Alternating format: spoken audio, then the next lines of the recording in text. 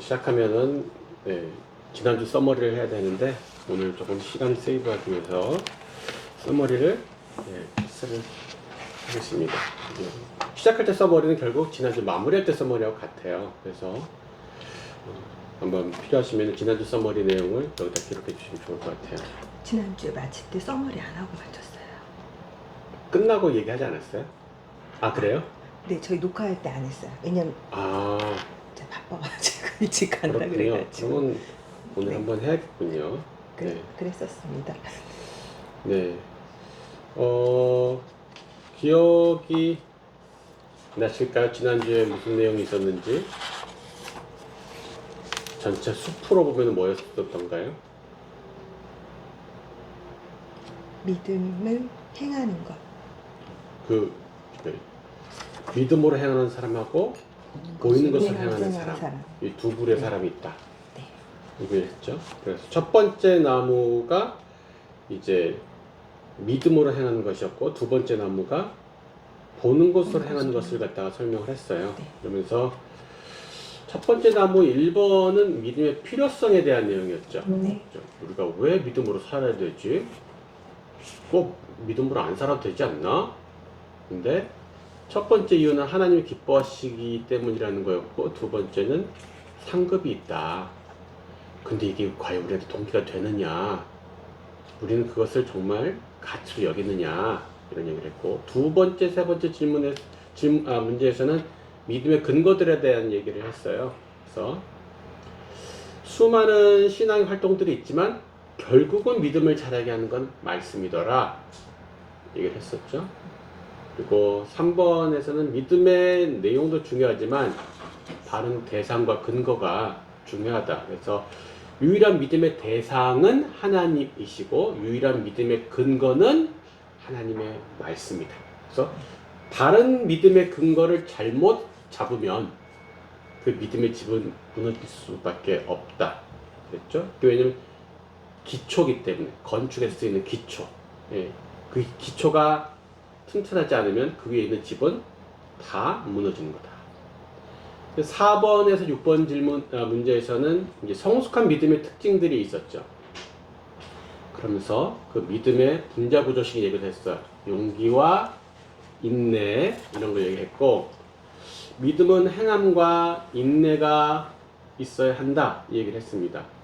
용기 내어서 행동에 옮기고 그게 이제 한두 번이 아니라 약속이 성취될 때까지 포기하지 않고 인내를 해야 참 믿음이니까. 그리고 5번에서도 이제 참 믿음에 대해서 얘기를 하면서 그 아브람 얘기를 했죠. 눈에 보이는 현실을 그리고 상황과 무관하게 하나님의 약속을 의심하지 않고 확신했다.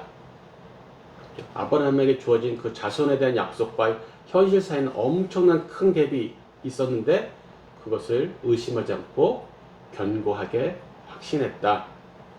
그리고 6번은 또 참 믿음, 성숙한 믿음의 또 다른 특징을 얘기했는데 그게 시련을 통과해낸 믿음이라는 거예요. 그래야지만 인내가 생겨져서 완전한 믿음이 되는. 이제 인내가 없으면 완전한 믿음이 아니기 때문에 인내를 만들기 위해서는 시련을 통과해야 된다는 거였죠. 두 번째 나무에 가서 보는 것을 행하는 것에 대한 설명을 하면서 7번 문제는 보이는 것을 따라 설명 안 되는 첫 번째 이유 했었습니다. 그렇죠? 왜냐하면 잠깐이라서 영원하지 않고 잠깐이라서 잠깐 따라 살면 안 돼요? 사람은 영원한 존재이기 때문에 영원히 살기 때문에 영원한 것을 쫓아야 한다 이런 얘기를 했습니다. 그리고 8번 문제에서는 보이는 것을 따라 살면 안 되는 두 번째 이유를 했죠. 축복을 잃고 저주를 받는다. 하나님의 그 축복을 잃는다는 게 뭐냐면 하나님의 약속의 성취를 보지 못하는 거고 하나님의 영원한 하나님 나라의 기업을 받지 못하는 거고 저주라는 것은 영원한 형벌의 장소로 쫓겨나는 것이다 이런 얘기를 했습니다. 그러면서 9번에 갔는데 결정적으로 예수님, 하나님 다 보이지 않잖아. 우리 못 봤잖아. 근데 보지 못한 그 예수님을 우리는 믿음으로 보지 않았지만 믿음으로 사랑하고 기뻐하며 따를 수 있다. 오히려 보지 않고 믿는 것이 복이다. 그런 얘기를 했습니다. 그래서 사람들이 난 본 것만 믿어 라고 말을 하지만 사실은 보지 않은 것도 많이 믿고 있고 또 봤다고 다 믿지도 않는다. 그렇죠? 그래서 결국 보지 못해서 못 믿는 게 아니라 안 믿어서 우리가 보지 못하는 것이다 라는 얘기를 했습니다. 그러면서 믿음을 훈련이 가능하다. 믿음이 자란다고 했잖아요. 그러니까 믿음 훈련이 가능한데 가장 쉬운 두 가지 방법은 성경 말씀대로 실천해 보는 것과 성경 말씀을 믿고 기도해 보는 것. 이게 가장 범용적으로 믿음을 훈련시킬 수 있는. 왜냐하면 둘 다 하나님을 경험할 수 있거든요. 하나님을 경험하면 믿음이 자라기 때문에. 자, 이런 내용들이 지난주에 있었습니다. 자, 네, 실제로 모임 인도할 때는 이게 순장님이 다 정리를 해주시는 게 아니라 순원들이 하나하나 생각을 끄집어낼 수 있도록 도와주시는 게 좋겠습니다. 자, 그러면 5과 사랑에 의한 생활. 자, 첫 번째 항상 우리 했던 거 있죠? 제목 묵상. 자, 사랑에 의한 생활. 사랑이 왜? 사랑이 어쨌길래? 사랑이 왜 중요한데? 그죠? 혹시 이것들을 이미 묵상을 하셨을 것 같은데 어떤 내용들이 혹시 생각이 나시던가요? 이 나영자매님은 어떤 묵상이 하셨어요? 그 팔찌침이 처음에에서 이제 1과부터 점점 진행하면서 조금 더 점진적으로 더 이제 우리가 하는 것들이 좀 더 우리가 하는 것의 레벨이 좀 올라가는 느낌이 좀 들었고, 그다음에 이 사랑이 신의 영역이잖아요. 제가 힘으로 할 수 없는 어떤 수준의 것이 아닌가 하면서 조금 오가기 때문에 사랑이라는 레벨까지 올라간 것 같고, 사랑하면은 이제 엄마 아니면 이제 그런 하나님의 사랑, 이런 신의 영역의 어떤 그런 것들이 좀 생각이 났던 것 같아요. 네. 지금 이제 짚어주신 부분이 사랑은 하나님의 영역이다. 그죠? 하나님께 속하였다. 이제 이 얘기를 우리 뒤에 본문에서도 하는데, 사실 하나님의 속성이 여러 가지가 있는데, 당연히 하나님의 제1 속성이 뭐냐가 물어보면은 사랑이죠. 성경이 분명하게 센텐스로 말하고 있죠. 하나님은 사랑이시다. 그래서 하나님의 사랑을 받았기에 그리고 계속 받고 있어야 되기에 우리가 사랑에 의한 생활 당연히 중요하다 할 수 있겠죠. 또 어떤 것들이 있을까요? 사랑하면 왜 중요할까? 왜 사랑에 의해서 살아야 될까 우리가? 저는 좀 그런 생각을 했어요. 누구를 사랑하고 무엇을 사랑하고 그렇게 생활하는 게 어떤 생활인지에 대해서 좀 생각을 해봐야 되지 않나. 이게 사랑에는 종류가 되게 다양하잖아요. 그래서 여기서 그 광범위한 사랑 중에서 여기서 말하는 사랑은 무엇인지, 그리고 전 과에서 9번에 이제 사랑해야 된다고 나왔잖아요, 예수님을. 그래서 그 사랑은 여기서 이어져서 어떤 사랑인 건지를 좀 돌아보는 과가 아닐까 생각을 좀 했습니다. 사실 사람이 살아가면서 사랑 없이 살 수는 없죠. 그죠? 어떻게 보면 사랑은 모든 인간의 본질적 필요라고 볼 수 있어요. 밥을 먹지 않고 살 수 없듯이 사랑이 없으면 살 수가 없는데, 그럼 그 사랑을 방금 우리 이경자님이 말한 것처럼 우리가 어떤 사랑을 하고 또 어떻게 사랑을 하고 이런 것들을 다루는 면이 필요하겠죠. 또 어떤 것이 생각이 날 수 있을까?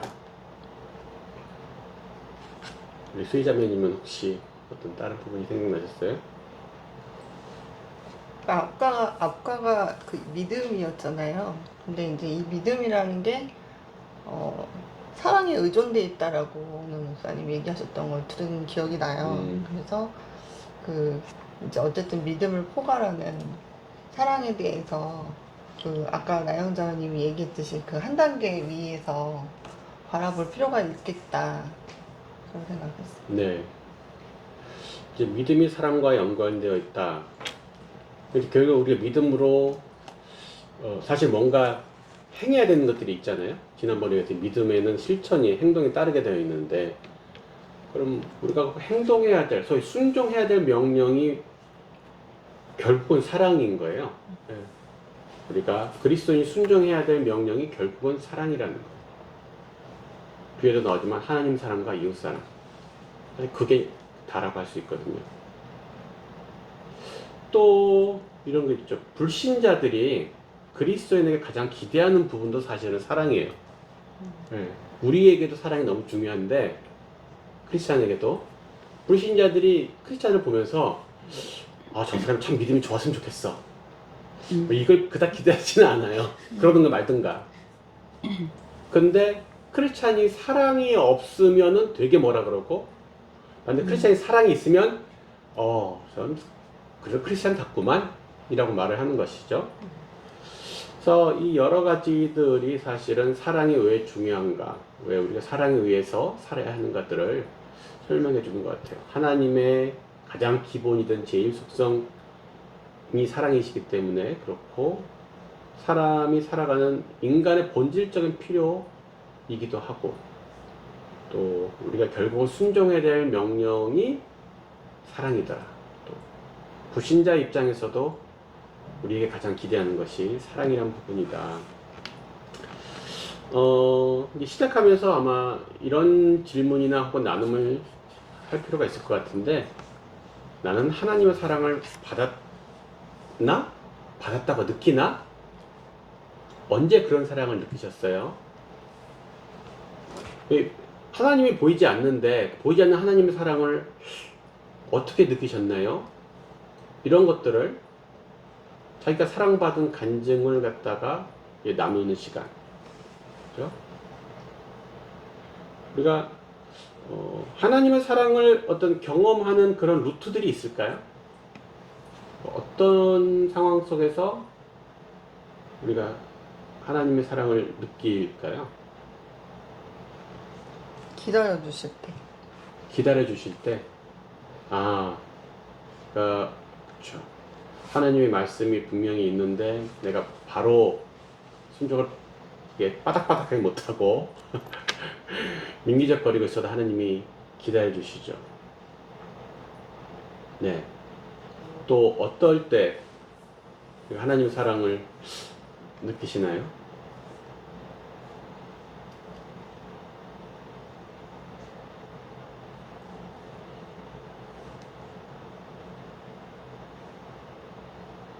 그러니까 뭐 많은 경우에는 이제 말씀 가운데서 하나님의 사랑을 우리가 경험하시는 분들도 많이 있죠.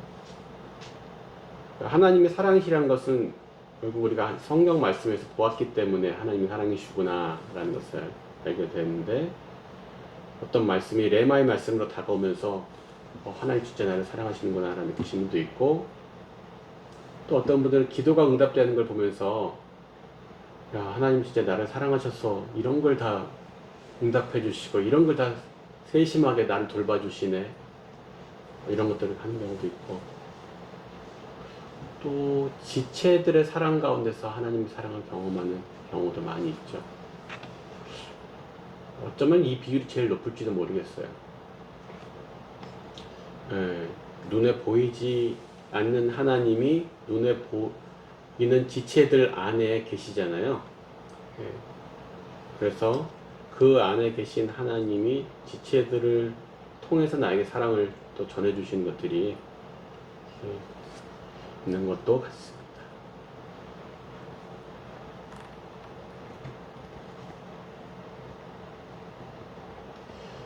자,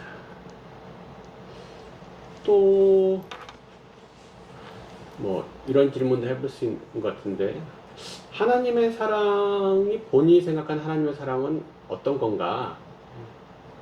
하나님의 개인마다 취향이 다를 수도 있고 체험도 다를 수가 있는데, 내가 경험한 하나님의 사랑은 어떠한 사랑이었어요? 라는 걸 서로 나눠볼 수도 있겠죠. 만약에 완전 초신자라면 순장이 주로 많이 나눌 수도 있겠고요. 어떤 분들은 저는 하나님의 사랑이 마치 부모님의 사랑 같았어요. 네, 그러면서 왜 그렇게 느끼셨어요? 그러면 어떤 스토리가 나오겠죠. 네. 어떤 분은 부부처럼 굉장히 달콤한 사랑을 느꼈을 수도 있고, 허물없고 무엇이든지 나눌 수 있는 그런 친구와 같은 친밀한 사랑을 느끼신 분도 있을 거고, 예. 주변에서 믿음 좋다 그러는데 사랑이 없는 크리스찬들 혹시 경험하신 적 있으세요?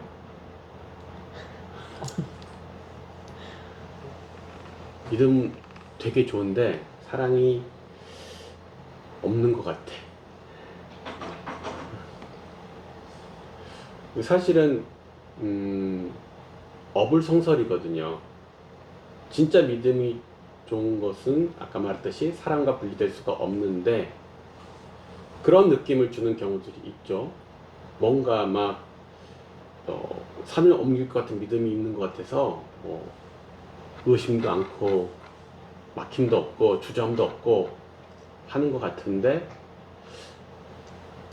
그 자신에게 있는 믿음과 다른 사람과의 관계 가운데서 간격이나 충돌이 있을 때라든가 이럴 때, 자기는 혹은 또 그런 사람들을 갖다가 잘 품거나 용납을 못한다든가, 아니면 자기가 막 믿음으로 돌진하고 자기는 하나님 사랑하니까 막 나아가는데 다른 사람에 대해서는 그닥 관심이 없다든가, 그냥 오로지 내 일만 관심 있는 거지. 이런 경우도 있겠죠.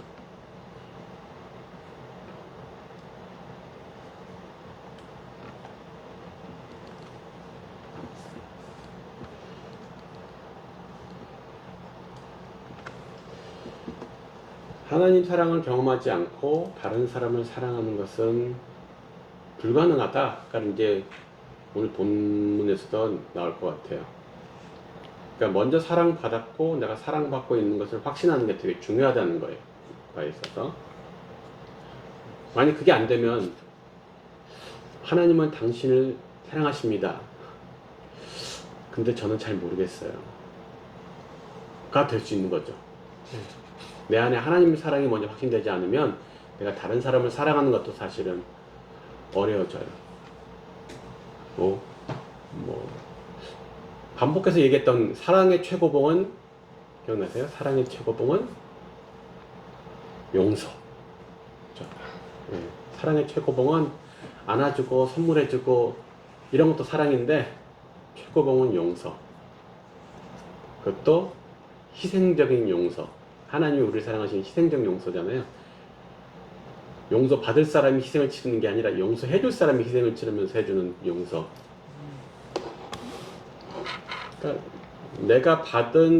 내가 느낀 용서의 분량만큼 다른 사람을 용서할 수 있는 건데, 그러니까 내 사랑의 최고의 맥슨, 아까 사랑의 최고봉이 용서인데, 그럼 내가 체감하는 내가 받은 용서의 분량만큼이 내 사랑의 최고 맥스치가 되는 거죠. 그걸 넘어갈 수가 없어요. 그것이 안아주고 선물해주고 챙겨주고 하는 것도 다 그 범위 안에 있기 때문에, 내가 하나님으로부터 받은 사랑, 받은 큰 용서에 대해서 내가 실감하는 만큼 할 수 있는 것이죠. 자, 오늘도 암송 앞에 걸 누적으로 복습하신 후에 요한일서 4장 11절을 불꽃과 같은 암기를 해보도록 하겠습니다. 시작.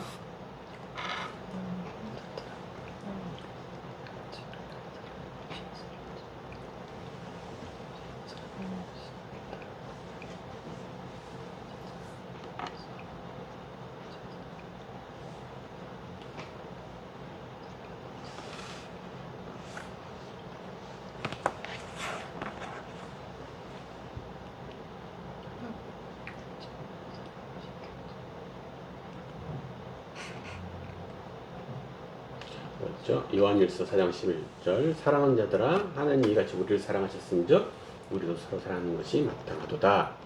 요한일서 4장 11절. 네. 요한일서 4장 11절 말씀. 사랑하는 자들아 하나님이 이같이 우리를 사랑하셨은즉 우리도 서로 사랑하는 것이 마땅하도다. 요한일서 4장 11절 말씀. 요한일서 4장 11절 말씀. 사랑하는 자들아 하나님이 이같이 우리를 사랑하셨은즉 우리도 서로 사랑하는 것이 마땅하도다. 요한일서 4장 11절. 요한일서 4장 11절 말씀. 사랑하는 자들아 하나님이 이같이 우리를 사랑하셨은즉 우리도 서로 사랑하는 것이 마땅하니라. 요한일서 4장 11절 말씀. 네. 마땅하도다. 그죠? 이게 그 시간을 갖다가 짧게 주고 암송하라 그런 게 하나의 테크닉이라고 말씀드렸어요. 제가 시작할 때. 예. 길게 주면 오히려 집중력이 떨어지고 설사 완벽하게 못 외우더라도 짧은 시간에 몰입감과 집중력을 가지고 암송한 후에 시험을 한번 보게 해주는 거죠. 테스트를. 그러면 자기가 틀린 것을 알고 어디가 잘못됐구나 기억하고 외우던 걸 한번 머리에서 끄집어내 봤기 때문에 이게 이미 기억 저장 장치로 들어가는 작용이거든요. 잘못했다? 한 번 더 또 30초 아니면 1분을 주면 돼요. 그렇게 해서 2번, 3번 정도 하면은 이 정도 구절은 누구나 다 암송이 됩니다.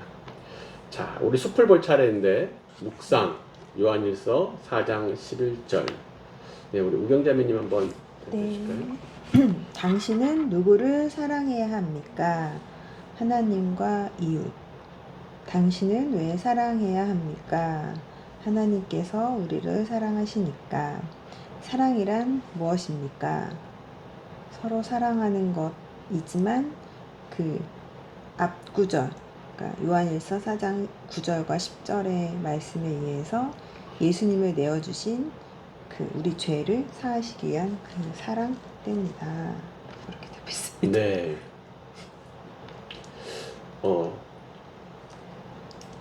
당신은 누구를 사랑해야 됩니까? 할 때 이제 하나님과 그 다음에 아까 뭐라고 하셨더라? 이웃이요.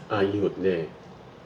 그런데 이제 방금 이 핵심 구절 네. 4절 10 요한일서 4장 11절을 보면은 이제 하나님을 사랑해야 되는 게 맞긴 한데 이 구절 안에는 지금 없거든요.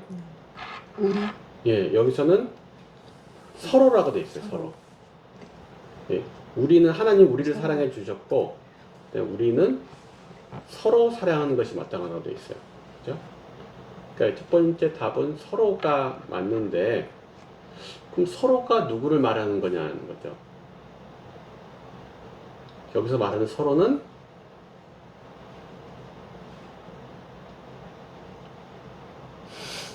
네, 순장은 침묵을 두려워하면 안 됩니다. 네. 네, 뭐라고요? 지체와 이웃. 네. 여기서 하나님이 이같이 우리를 사랑하셨으면 이 우리가 서로가 되는 거잖아요. 근데 여기서 말하는 사람들은 성도들이에요. 믿음의 지체들이에요.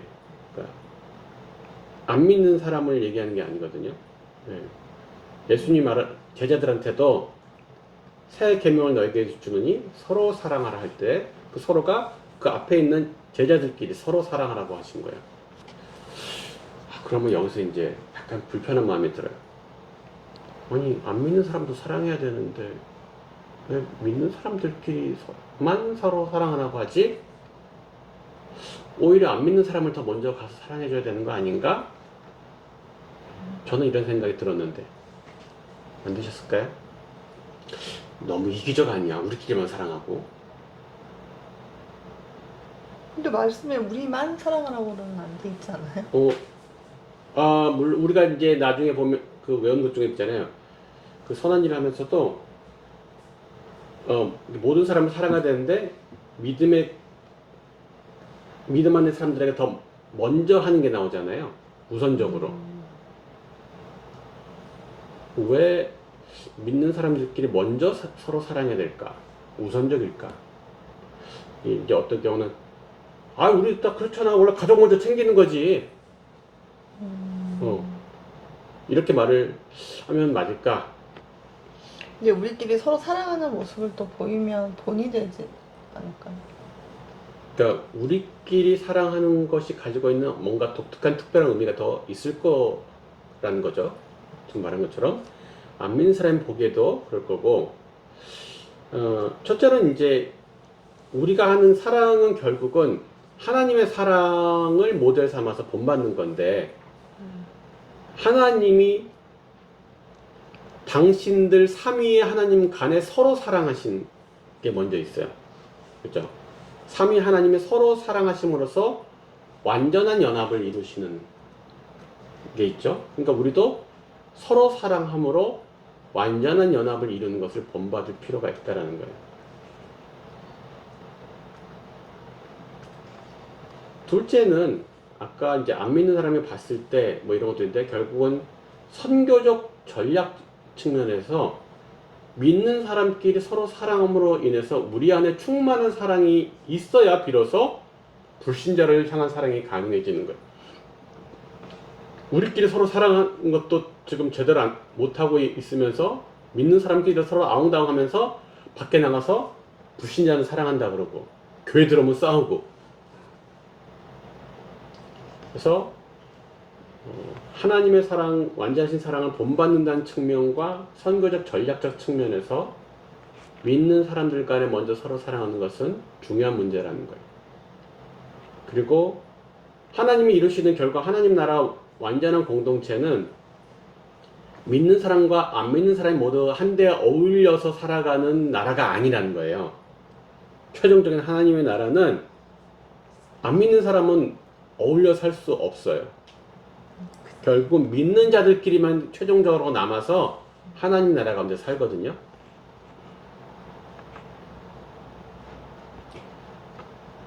그래서 영원한 하나님 나라에서 삶을 우리가 이곳에서 맛보고 훈련하는 차원에서도 우리끼리 먼저 사랑하는 것이 필요하죠.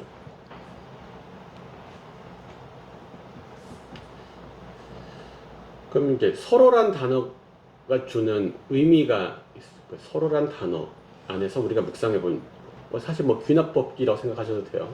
관찰, 해석.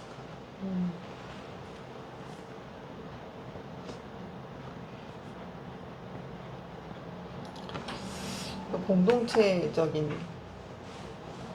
개념을 먼저 주는 거예요. 그렇죠. 이게 단순한 개인적 문제가 아니라 공동체적인 면이다.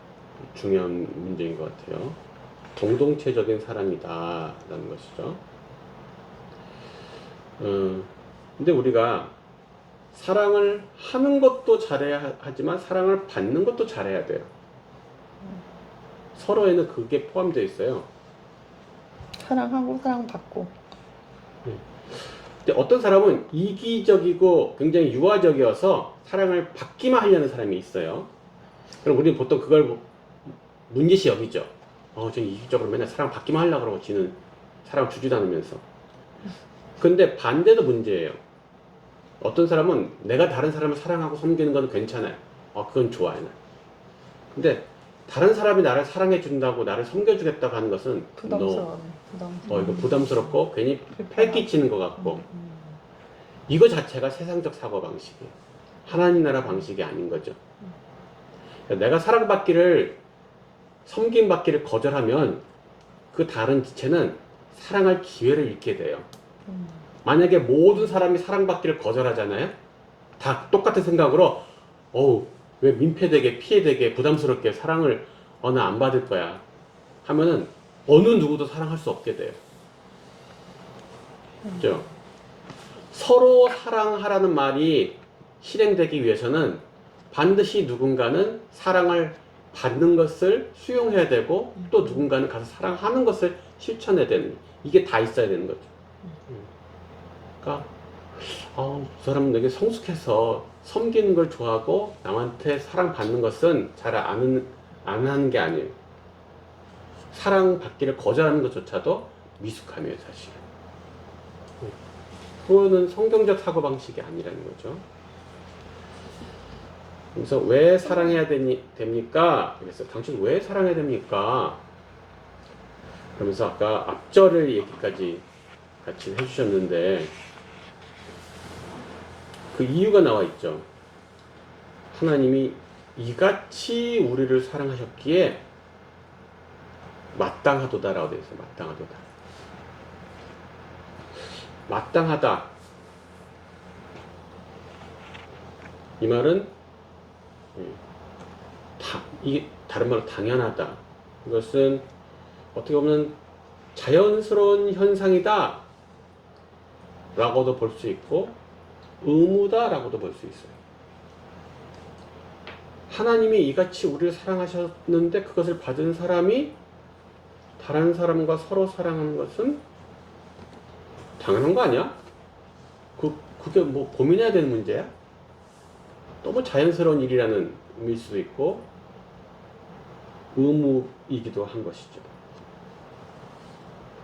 그래서 여기서는 분명히 그 이유라고 말을 하고 있는데 하나님이 이같이 우리를 사랑하신 게 우리가 당연히 다른 사람을 사랑해야 될 이유라고 얘기를 했는데 당신은 그러십니까? 당신은 하나님이 나를 사랑한 것이 다른 사람을 사랑해야 되는 이유가 되십니까? 아니면 내가 사랑받은 건 좋은데 다른 사람을 사랑하는 건 별개인데 사랑받기만 하고 사랑 안 하면 안 되나요? 이런 생각하는 것 자체가 하나님의 사랑을 아직 제대로 모른다는 반증이 될 수 있는 거예요. 하나님의 사랑은 머무를 수가 없어요. 하나님의 사랑은 반드시 흘러가게 되어 있는데 머물고 싶어 하는 것은 하나님의 사랑을 받은 게 아닐 수 있습니다.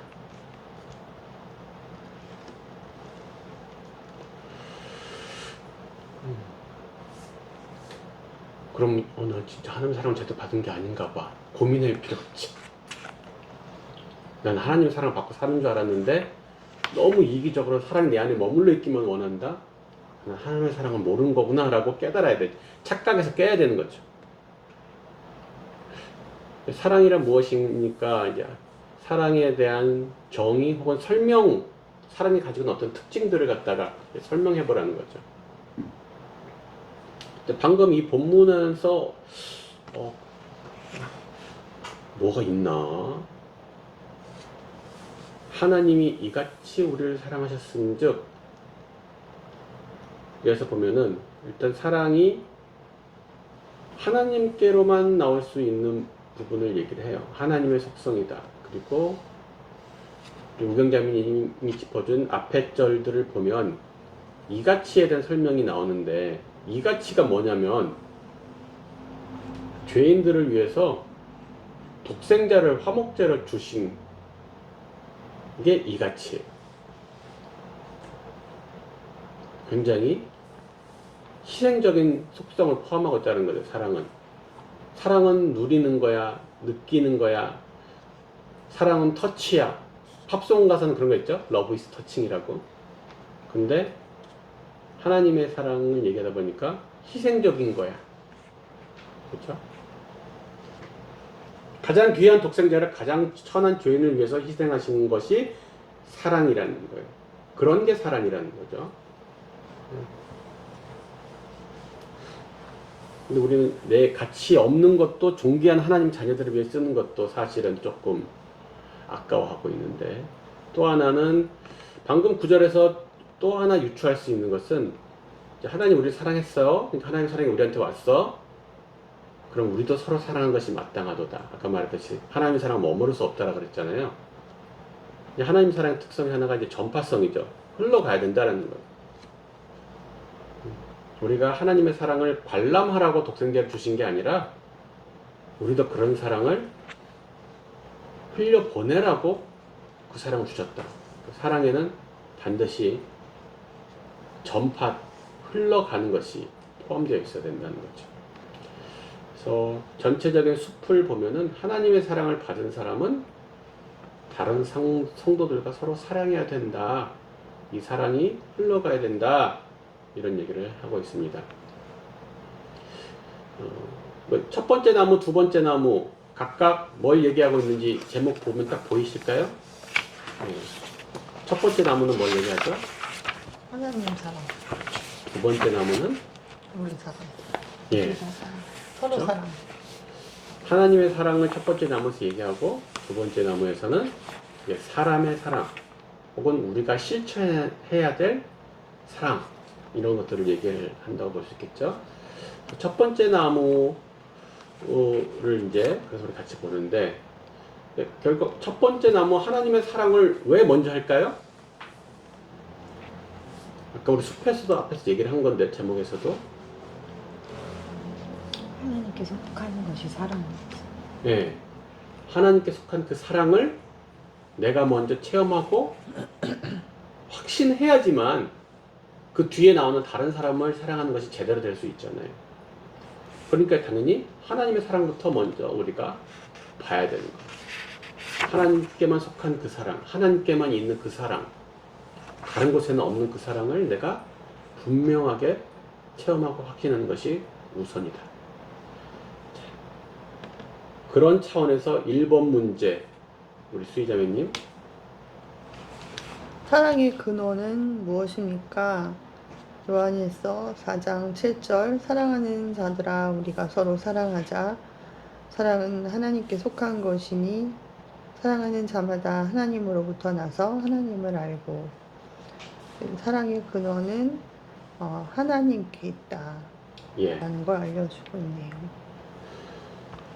사랑은 하나님께 속한 것이다. 사랑의 근원은 하나님이시다. 사랑은 하나님의 제1 속성이다. 뭐 이런 얘기를 했어요. 그러면 사랑을 찾고 싶으면 어디서 찾아야 됩니까? 하나님께로 네, 너무 쉬운 질문인데 내가 사랑이 필요해요. 사랑은 사람의 본질적 필요라고 그랬잖아요. 아까 시작할 때. 모든 사람은 사랑이 필요해요. 사랑이 필요 없는 사람은 단 한 명도 없어요. 그럼 그 사랑 필요하면 어디 가서 찾아야 돼? 하나님에게서. 그런데 실제로는 사람들이 사랑을 어디에서 찾고 있어요? 사람에게. 사람에게서.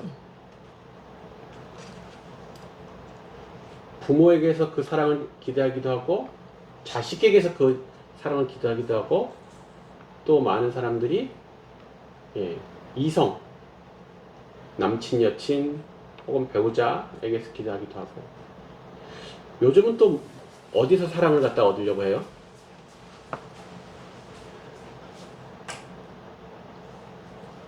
애완동물한테, 반려동물한테서 사랑을 나 혼자 산다. 그래서 애완동물에게서 사랑을 또 구하죠. 사람 속속에도 애완동물은 속속이지 않는다는 거예요. 사람은 배신해도 개는 배신하지 않는다.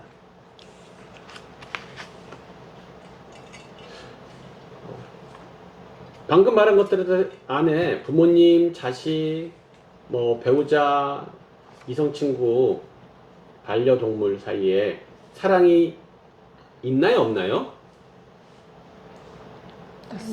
있죠. 네. 있어요. 그런데 그것은 완전한 사랑입니까? 아니요. 그것은 참 사랑입니까? 아니요. 왜 1번 문제, 이 문제를 우리를 먼저 풀게 했을까? 사랑의 근원은 무엇입니까? 근원은 무엇입니까? 이 질문을 왜 제일 먼저 풀려고 했느냐? 사랑을 찾아야 될 올바른 대상을 먼저 알아야 된다는 거죠.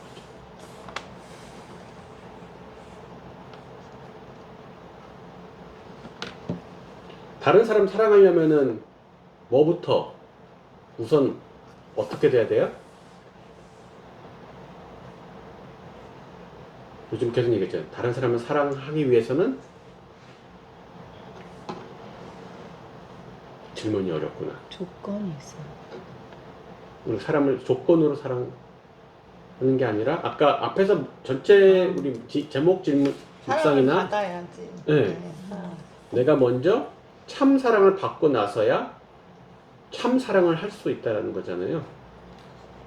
그러니까 하나님으로부터 오지 않은 다른 사랑으로는 다른 사람을 참으로 사랑할 수 없다는 거예요. 내가 기대하는 사람이나 반려동물로부터 받은 사랑만으로는 내가 다른 사람을 참 사랑으로 섬길 수는 없는 거예요. 이게 너무 쉬운 문제인데 본질적인 문제예요.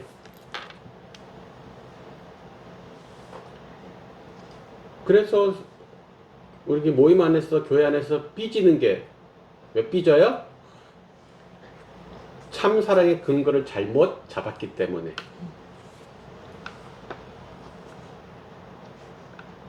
참 사랑의 근거를 하나님으로부터 잡지 않고 우리 순장님, 다른 지체, 우리 목사님이 나는 칭찬 안 해줘. 우리 순장님이 나 이번에 머리 바꿨는데 몰라줘. 서운할 것도 많고 삐질 것도 참 다양하고 풍성해요. 왜냐면 내가 얻어야 될 사랑의 충족을 그 사람들한테 받고 싶은데 그 사람들이 내가 원하는 사랑의 충족을 다 못 채워주니까 서운하고 삐지죠. 내가 원하는 스타일로 사랑을 안 해주니까 기분이 나빠요.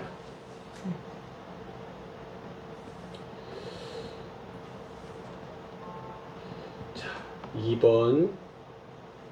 네. 우리 나영자매님. 하나님께서는 누구를 사랑하십니까? 세상을 이처럼 사랑하십니다. 세상이 누굴까요? 예, 여기서 답은 세상이 맞아요. 그럼 세상이 누굴까? 모든 죄인, 하나님. 이 세상 모든 죄. 예. 하나님이 만드신 모든 거. 크게는 하나님 만드신 모든 피조물 자체를 포함하겠고, 우리가 사람이니까 사람으로 보면은 사실은 모든 사람이거든요. 이 안에는 불신자가 포함되어 있죠. 예.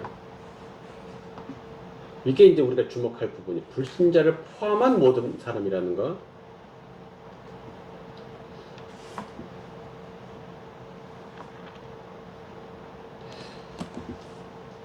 하나님께서 이 불신자를 포함해서 모든 사람을 사랑하기 위해서 가장 아낀 독생자를 내어주셨다.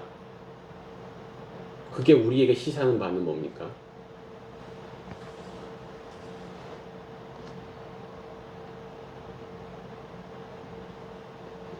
여러분 주변에 죄인들 많잖아요. 그리고 그리스도이지만 죄성으로 점철된 짜증나는 사람도 많죠. 그래서 우경자매님은 그 사람들을 볼 때 무엇을 생각해야 됩니까? 사랑해야 되는구나. 예.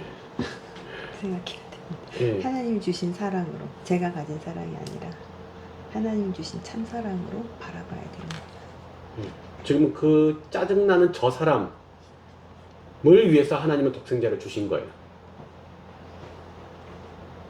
하나님 나를 위해서 독생자를 주셨거나 것은 믿는데, 저 짜증나는 저 인간을 위해서도 독생자 예수님을 희생시키셨다는 것은 못 받아들이겠는 거죠.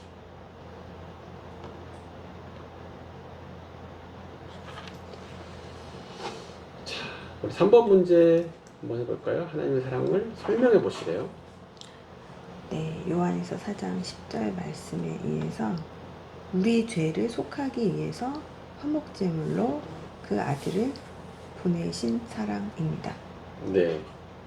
그 안에 좀 뭔가 분석이 될 만한 거죠. 하나님의 사랑의 어떤 속성, 특징들을 혹시 잡아볼 수 있을까요? 화목제물. 그러니까 우리 화목제물. 죄, 화목제물에 대해서 조금 찾아봤거든요. 네. 그래서 화목제물이 뭘까?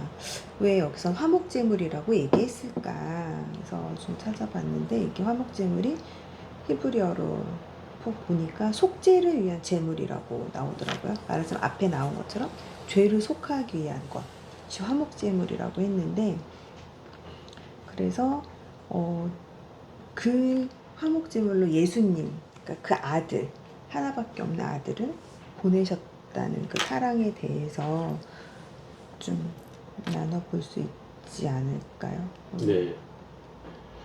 그 이제 화목제물이 말씀하신 대로 속죄를 위한 제물이 맞는데, 그럼 속죄를 왜 하냐는 거죠. 네.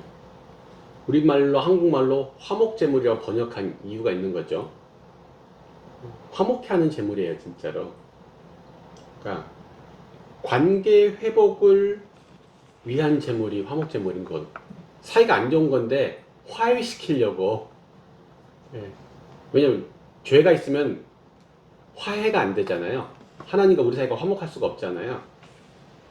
그래서 죄를 사하기 위해서 속죄 제물을 드리는 것은 하나님과 우리의 관계를 회복시키기 위해서 드리는 그런 건데, 이제 그게 이제 방금 포인트로 짚어주신 부분인데, 먼저 여기서 보면 사랑은 여기서 우리가 하나님을 사랑한 것이 아니고 누가 먼저 사랑했어요? 네, 하나님이. 이제 사랑의 특징 중에 하나인 거죠. 제하는 거 봐서는 사랑이 아니라는 거죠. 그래서 우리 하는 거 봐서 우리를 사랑하신 게 아니라 우리가 먼저 하나님을 사랑해서 기특한지고 해서 우리를 사랑해 주시는 것도 아니고, 아니면 우리를 좀 용서해 주세요라고 우리가 먼저 부탁해서 하신 것도 아니죠. 예. 그래서 사랑은 일단 능동적인 거예요.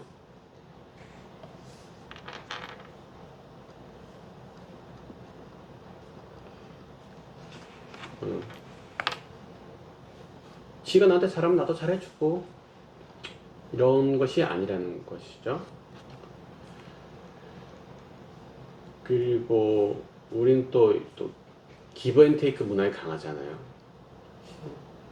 내가 밥을 3번 샀으면 못해도 지가 양심 있으면 한 번은 사야 될 거 아니야? 난 쟤 만날 때마다 쟤 밥이 여태가 쟤 차 한 잔도 안 사. 근데 내가 계속 쟤를 만날 필요가 있을까? 근데 하나님은 굉장히 손해보는 일을 하셨죠. 계산하지 않는 사랑이죠.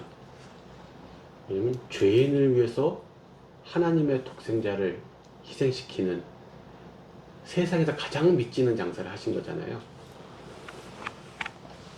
귀인과 의인과 선인을 위해서가 아니라 죄인을 위해서 자신의 하나뿐인 독생자를 내어주시는 일을 해서, 사랑은 기브 앤 테이크, 물론 세상 사는 도리니까 기브 앤 테이크가 있어야 되죠. 하나 예의이고 맞긴 해요. 근데 하나님 나라의 사랑을 얘기할 때는 그건 아니라, 이제 그렇게 본인 삶이 성숙하지 않으니까 가르칠 필요가 있겠죠. 너무 받기만 하는 이기적인 사람, 그냥 냅두라는 뜻은 아니에요. 근데 그걸 따지지는 않는다는 거예요, 우리는. 그리고 아까 말했듯이 이제 희생적인 것이 사랑의 특성에 들어가죠. 사랑은 아낌없이 쏟아붓는 희생이 있어요. 아까 계산하지 않는다는 것도 같은 맥락인데, 내가 왜 그렇게까지 해야 되는데, 그런 거 있죠. 근데 하나님은 그렇게까지 하신 거죠. 그게 이제 이렇게잖아요. 이렇게 사랑하셨다는 게, 아까 말했듯이 잘못한 놈이 지가 잘못의 용서를 받으려고 뭔가 선물이나 뇌물을 준비해 가지고 이거 받으시고 용서 좀 해주시면 안 될까요? 이게 상식이라는 거예요. 상식. 우리가 형제자매들 간에 싸우는데 지가 잘못했는데 지가 먼저 와서 사과를 하든가, 우리의 합리적 사고방식은 그거죠. 내가 잘못한 게 없는데 왜? 지가 먼저 사과라 그래. 그럼 내가 너 그렇게 용서해주는 것까지 내가 고려해볼게.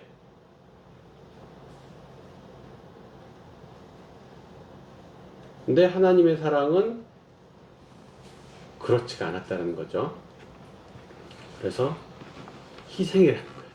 그렇게까지. 내가 아쉬울 게 없는데,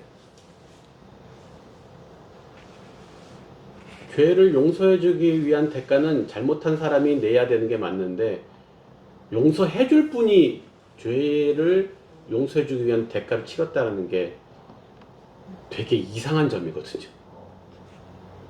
근데 그 이상한 점이 하나님께만 속한 사랑의 특성인 거예요. 세상에는 그 특성이 없죠. 그리고 아까 이제 화목제를 얘기했잖아요. 그러니까 우리 죄를 속해서 화목해 하시는 기쁨과 아들을 내어주신 아픔을 비교해 봤을 때 어느 게 더 큰 거예요? 네. 하나님은 죄인인 우리와의 관계를 회복하시는 그 기쁨이, 그것에 대한 열망이 자신의 하나뿐인 아들 독생자를 내어줘서 죽게 하는 그 고통과 슬픔보다 더 컸다라는 거죠. 그러니까 하나님에게서는 관계 회복이 그만큼 중요한 일이었어요. 자신의 아들을 희생할 만큼의 중요한 문제가 관계 회복인데, 우리는 관계 회복을 그렇게 중요시 여기나요? 하나님과의 관계 회복도 그렇고, 지체들과의 관계, 지체들하고 누가 싸웠어. 아니면 대놓고 싸운 건 아니지만 서로 알아, 삐진 걸. 그런데 그냥 모른 척하고 지내는 거죠. 뭐 내가 꼭 아쉬운 소리 해야 되나? 그냥 내가 유치하게 막 싸우고 뭐 해코자 그런 거 안 해. 그냥 모이면서 그냥 자기 할 일만 하자고. 앞으로 쿨하게. 뭐 할 일 있으면 얘기하고 도와줄게. 너도 나 할 일 필요한 거 있으면 나한테 말해, 도와줄게. 그냥 말을 섞지 말자고, 우리 웬만하면. 너무 리얼하죠, 연기가. 많이 해본 사람 같은 느낌, 능숙한 느낌이 많이 나잖아요, 그죠? 네.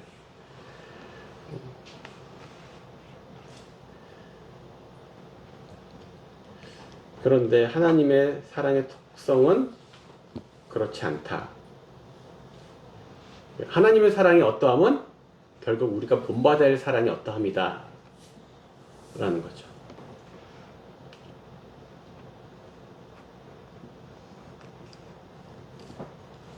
자, 4번 한번 해볼까요? 사실 3번과 4번의 연장선상이에요. 어떤 하나님의 사랑에 대한 속성을 이제 지속적으로 설명하고 있는 것 같아요.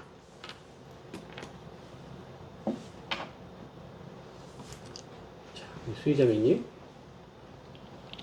네. 하나님의 사랑에 대하여 로마서 5장 8절은 어떤 사실을 더 알려줍니까?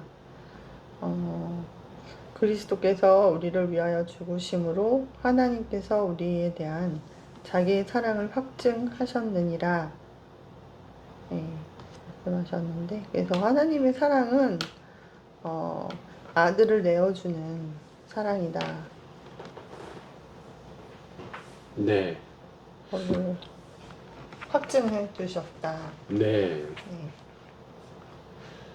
그 방금 말한 것은 어떤 이제 사랑의 정도를 일단 얘기해 주셨죠. 네. 죽기까지, 그죠? 예수 그리스도께 자신이 죽는 데까지 희생하는 사랑이, 어디까지 사랑해야 되는데 죽기까지, 그죠? 작은 희생이나 작은 손해도 머뭇거려지는데 우리는 예수님은 죽기까지 사랑했다. 그리고 또 하나는 내 마음 알지? 너 사랑하는 거 꼭 말 안 해도 알 거 아니야. 그러신 게 아니라 확증된 사랑이라는 것은 겉으로 표현된 사랑이에요. 감추거나 마음만으로 하는 사랑이 아니라 겉으로 표현되어진 사랑인데, 그게 그분의 우리에 대한 사랑이 어떠한지 얼마나인지를 갖다가 명확하게 보여줄 수 있는 사랑이었다는 거죠. 그러니까 형제자매들끼리도 뭐 그걸 꼭 말로 해야 하냐? 그냥 척하면 아는 거지. 그러는 게 아니라 표현되어지고 명확하게 드러나는 사랑. 뭐 티내려고 그러자는 게 아니라, 생색내자는 얘기가 아니라, 사랑은 상대방이 알 수 있도록 표현되는 것이라는 거예요. 그리고 또한 또 다른 특징들이 있어요. 하나님의 사랑에 대해서 예수님이 행하신 사랑의 대상에 대해서 얘기를 하고 있죠. 우리가 죄인. 죄인.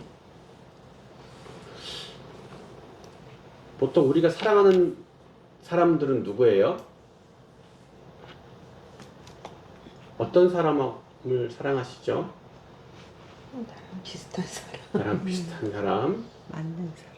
맞는 사람, 또 나한테 잘해주는 사람, 나를 사랑해주는 사람. 그죠?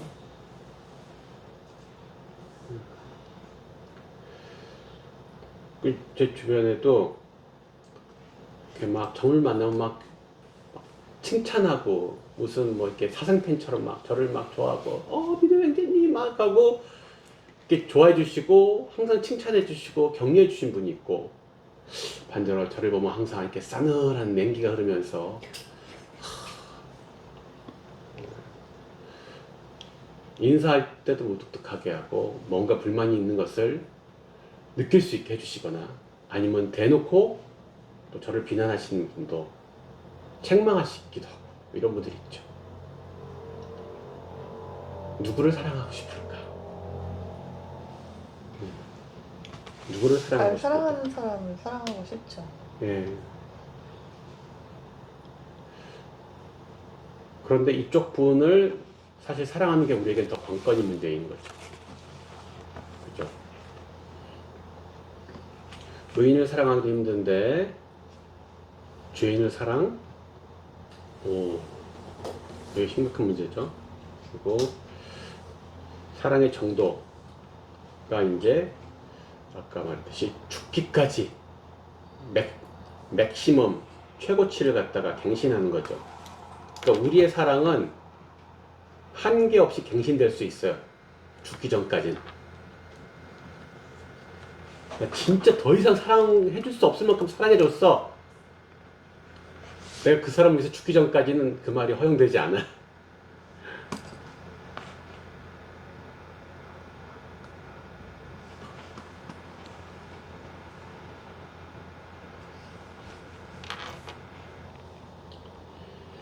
그리고 일방적인 사랑이죠.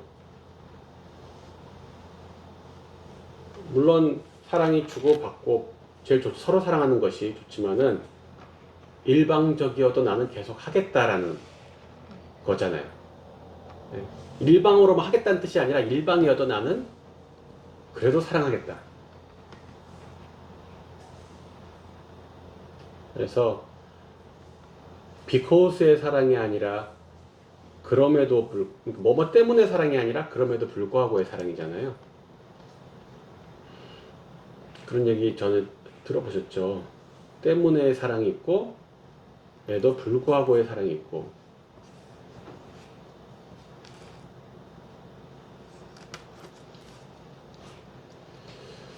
우리가 사랑받을 준비가 안 된 죄인이었잖아요. 우리가 아직 죄인 되었을 때 이제 좀 제가 정신 차려보겠습니다. 앞으로 제가 좀 똑바로 살아보겠고 의인답게 한번 살아보겠습니다. 그러니까 이제 용서해 주십시오. 뭐 이런 게 아니라 그냥 계속 정신 못 차리고 죄인으로 살고 있을 때에 우리를 위해서 죽으심으로써 하나님이 우리를 어떻게 얼마나 사랑하는지를 확증해 주셨다는 거예요. 사람들이 자꾸 하나님이 우리를 사랑한다는데 어떻게 사랑했는데? 보여줘봐. 뭐 어떻게 사랑해? 그럼 맨날 사람들은 이만큼 사랑해. 하늘만큼 땅만큼 사랑해. 말로만, 하나님은 말로만 사랑하시지 않고 확증할 수 있게끔 보여주는데, 너 죄인이었잖아. 근데 너 살리려고 내 아들 독생자 예수 그리스도를 너 대신 죽였어. 뭐 더 설명이 필요해? 이런 거죠. 할 말 없습니다. 진짜 사랑하셨군요. 그게 확증하셨느니라의 뜻인 거죠. 5번 우리 나영자님 차례인가요? 네. 하나님의 사랑에서 끊을 수 없는 것들을 열거해 보십시오. 사망이나 생명이나 천사들이나 권세자들이나 현재일이나 장래일이나 능력이나 높음이나 기품이나 다른 어떤 피조물이라도 끊을 수 없다고 하셨습니다. 네. 네. 여기다 우리 제목 붙이면은 이건 무슨 어떠한 사랑? 이 질문은 사랑의 이 하나님의 사랑의 어떤 특성을 갖다가 설명하려고 만든 문제일까요?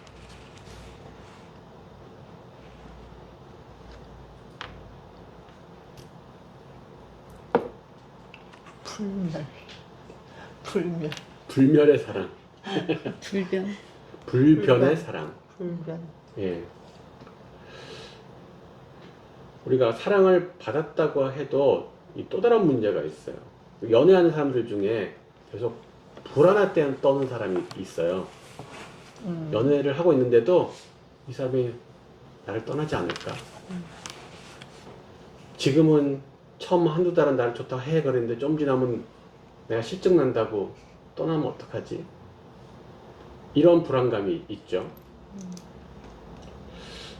근데 하나님의 사랑은 그런 게 방금 말한 불변한 변하지 않는 사랑 혹은 근데 단순히 내가 변하지 않는다는 것도 있는데 다른 외부의 어떤 세력들이 지금 나타나잖아요.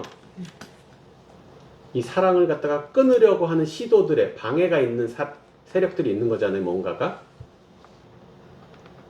근데 그것들이 하나님의 사랑에서 나를 끊을 수 없다. 단순히 하나님의 사랑이 변치 않는다 하고는 조금 다른 문제일 수 있어요. 그래서 이 사랑은 과연 안전한가의 문제예요.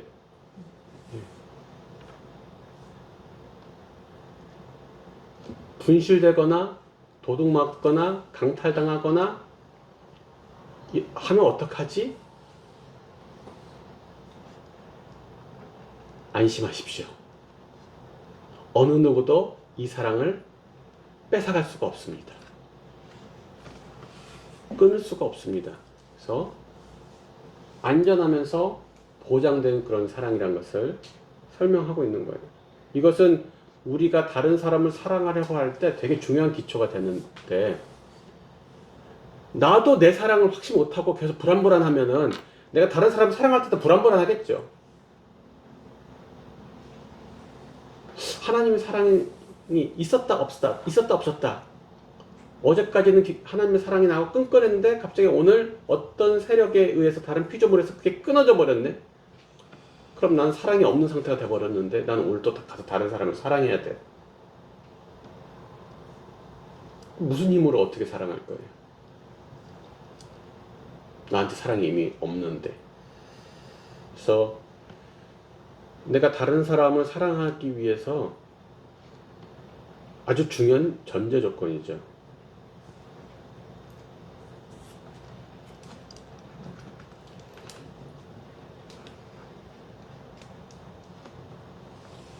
자,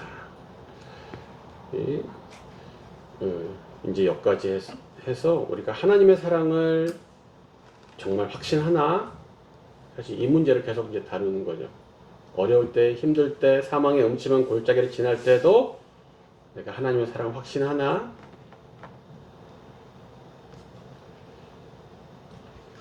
어떤 사람은 하나님의 사랑을 못 받았다고 말을 하는데 사실은 못 받은 게 아니라 못 믿는 거예요. 하나님의 사랑은 변함없으시고 주어졌는데 그것을 내가 못 믿는 것, 내가 취하지 못하는 문제이죠. 자, 첫 번째 나무까지 하고 잠시 쉬겠습니다. 두 번째 나무, 우리도 서로 사랑하는 것이 마땅하도다. 하나님의 사랑이 이러이러한데 우리가 이제 그 사랑을 받았으니 우리가 이 사랑을 잘 전달해야 되지 않겠니? 라는 게 이제 두 번째인 거죠. 우리는 그 사랑을 잘 전달하고 있나? 예. 오늘 본문은 우리가 서로 사랑하는 것이 마땅하다 라고 말하고 있는데 실제 전혀 마땅하지 않은 것 같죠. 왜 우리는 마땅하지 않다고 느낄까요?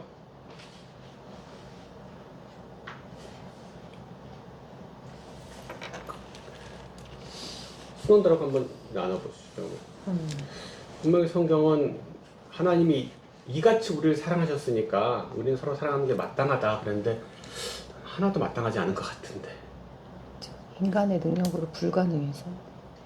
인간의 능력으로 불가능하다. 그러면 이제 아까 말했듯이 이게 하나님의 사랑을 받아서 하면은 이게 마땅한 건데 하나님의 사랑이 아닌데 하나님 사랑을 받지 않았는데 하려고 하니까 힘들 수 있겠죠. 그러니까 일단 내 하나님의 사랑이 나한테 충만하게 차야 된다는 문제가 있을 것 같아요. 그죠? 또 다른 이유가 있을까요?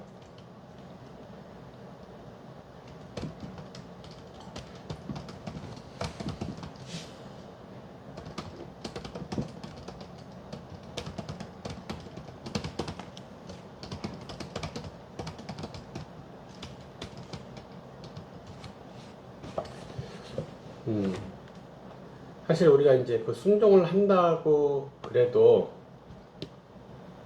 사랑의 관계가 있어야지만 이게 순종이 되는 거거든요. 그 예수님이 마지막에 시몬은 네가 나를 사랑하냐 물어보잖아요. 너 사랑하는 거 알지? 알아 몰라? 아는데요. 그러면 앞으로 내 양들을 잘 섬겨줘. 사랑해줘. 알았어? 이렇게 말씀하시지 않고 네가 나를 사랑하느냐고 물어봤죠.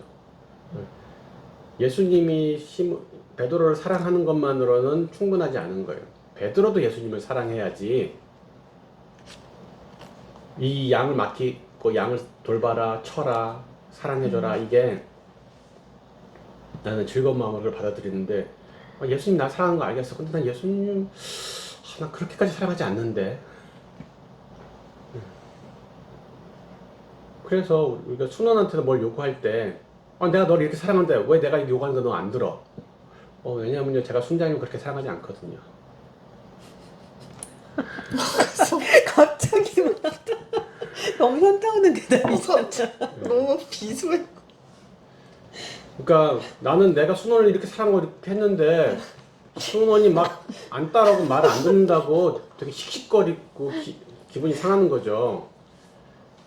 그래서 왜 당연한 거야. 내가 너를 이렇게 사랑하는데 너도 이렇게 해야 되는 게 마땅한 거 아니야? 순자님 저를 사랑하시는 거는 뭐 알겠지만 저는 아직까지 순자님을 그닥 그 정도로 사랑하지는 않아요. 그래서 저한테는 그 일들이 마땅하지가 않아요.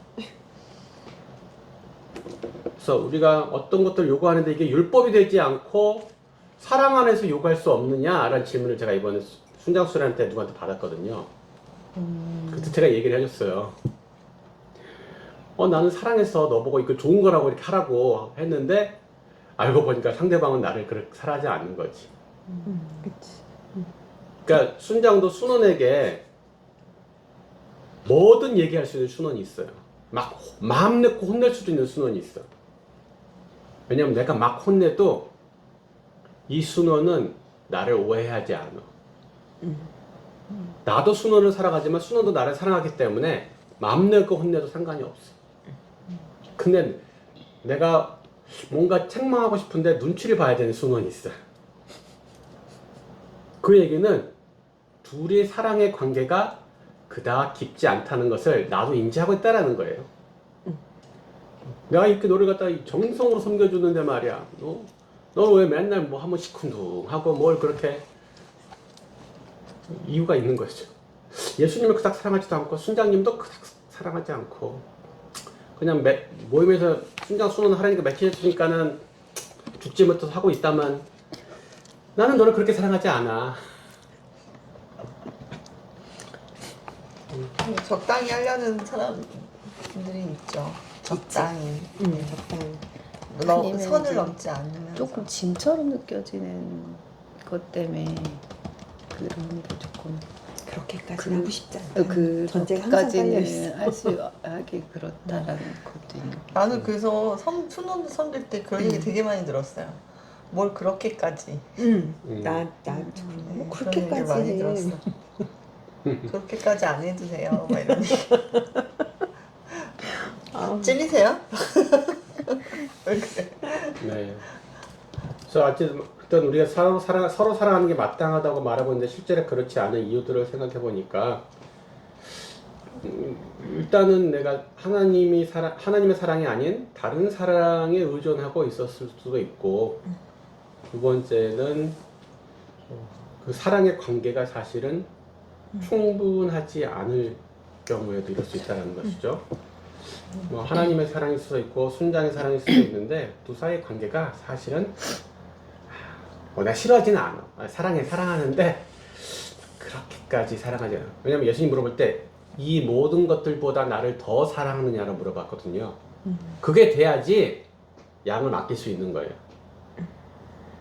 사랑하는데요. 뭐 그냥 싫지는 않아요. 이 정도면 그 양은 못 맡겨요. 이 모든 것들보다 더 사랑해야지 될 수 있는데. 자, 6번. 네. 우리 우경자매님. 네. 마태복음 22장 37에서 39절에서 그리스도께서 강조하신 두 가지 계명은 무엇입니까?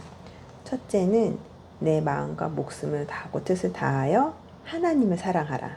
하나님을 사랑하라고. 둘째는 내 이웃을 내 자신과 같이 사랑하라. 이웃사랑입니다. 네. 마음을 다하고 목숨을 다하고 뜻을 다하여. 예. 마음 다하고 뜻을 다하는 거는 알겠는데 목숨 걸고 하나님을 사랑할 기회가 있긴 한가요, 우리? 지금은 없죠. 네. 예전이랑 모르니까. 그러니까 우리가 어떤 불행할 수도 있어요. 네, 그 당시 분보다 우리가 더 안 좋은 조건일 수도 있어요. 그분은 목숨 걸고 주님을 사랑할 환경이 있었는데 우리는 목숨 걸고 주님을 사랑할 만한 기회가 없네. 그런 데로 가면 돼요. 네? 갈 수 없어. 그럼 선교지로 가면 돼. 그러면 우리한테 실제적으로 마음을 다하고 목숨을 다하고 뜻을 다해서 그 하나님을 사랑하라고 하는데 어찌됐건 진짜 fully 온통 모든 것을 다 all in 해서 하나님을 사랑하라는 건데 우리한테 어떤 실제적인 일들이 있을 수 있을까요? 하나님을 이렇게 사랑하는 게 우리한테 어떤 것으로 들어갈 수 있을까요? 그러니까 저의 경우는 아니지만 실제적으로 이번 주 이제 주일 예배 때 CGN에서 아마존에 들어간 선교사님 사진을 보여주셨거든요. 근데 저분이 환하게 그 어린이들하고 웃고 있는 모습을 봤을 때 진짜 찐 사랑이다라는 마음이 들었어요. 그래서 그 목숨을 다하고 목숨을 다하고 뜻을 다해서 그들에게 이렇게 들어간 선교사님의 모습이 좀 이렇게 오버랩이 되는 것 같아요. 진짜 그런 악조건 속에서 가서 그렇게 지속적으로 그들을 섬길 수 있는 게 찐 사랑이면 아니면 안 되겠죠. 그 하나님 사랑하고 이웃 사랑은 독립된 걸까요? 아니요. 그러니까 하나님 사랑을 하면은 우리가 결국 뭘 하는 건가요? 그게 이웃사랑으로 드러나지 않을까요? 하나님을 사랑하면 하나님하고 사랑을 갖다가 기브 앤 테이크로 계속 이렇게 주고받으면 되지 않을까요? 하나님 나를 사랑해 주시면 내가 하나님한테 돌려드리고 또 하나님 나를 주시면 또 돌려드리고 이렇게 하나님과 나 사이에서 사랑이 이렇게 돌고 이렇게. 근데 그게 흘러가게 되는 것 같아요. 그렇게만은 안 되는 것 같아요. 말씀을 읽으면 하나님 그렇게 사랑하라고 하지 않으셨기 때문에 우리가 뭐 제사를 드린다거나 하면은 눈에 보이지 않는 조상신이 오신다고 거기에 음식을 놔드리잖아요. 보이지 않는 그 신들을 위해서 그분이 생전에 좋아했던 소주를 좋아했는데 이거 소주 놔드리고 우리 누구니가 홍시를 그렇게 생전에 좋아했는데 홍시 한번 드시오. 올해 새로 나온 홍시요. 그러고 놔드려. 그러니까 그 보이지 않는 그분들을 기억하고 사랑해서 실제로 그 앞에 물건을 놔주잖아요. 우리는 하나님한테 그런 거 하나요? 아니요. 우리 하나님이 홍시를 그렇게 좋아하신다면서 강대상에다 홍시를 올려놓고 거기다 막 기도하고, 우리 하나님이 포도주를 그렇게 좋아하신다면서 포도주를 올려드리고 하지 않는다는 거죠. 그러면 이제 다 얘기하려면 길지만 결론적으로 하나님을 사랑하는 것을 우리가 뭘로 드러낼 것이냐고 했을 때 결국 이웃사랑으로 표현하는, 하나님은 내가 이웃을 사랑하시는 것을 보시면서 네가 참 나를 사랑하는구나 라고 느끼신다는 거죠.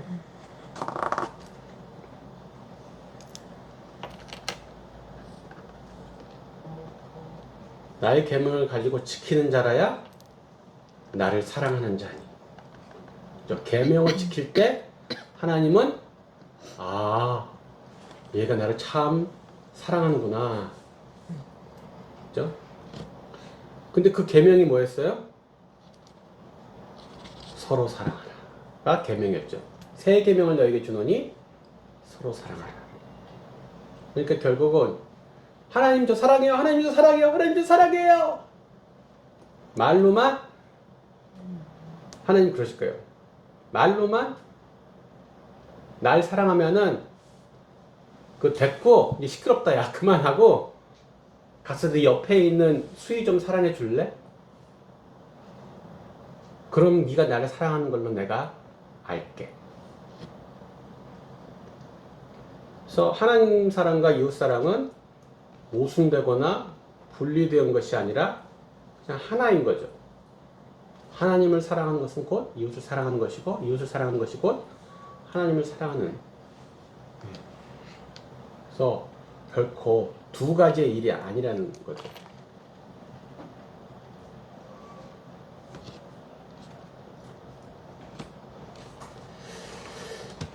그런데 너 자신같이 사랑하라 이웃을. 그 네 자신같이의 뜻은 뭘까요? 네 자신같이 사랑해라. 여러 가지 말로 사랑하란 말을 표현하셨을 텐데 네 자신같이 사랑해라. 옛날에는 네 몸같이 우리가 그렇게 말했었는데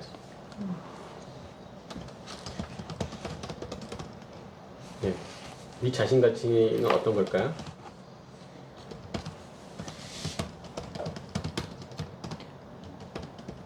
그만큼 자세히 필요를 볼 수 있고, 나에 대해서는 내가 배고픈지 힘든지 슬픈지 나 스스로는 잘 알잖아요.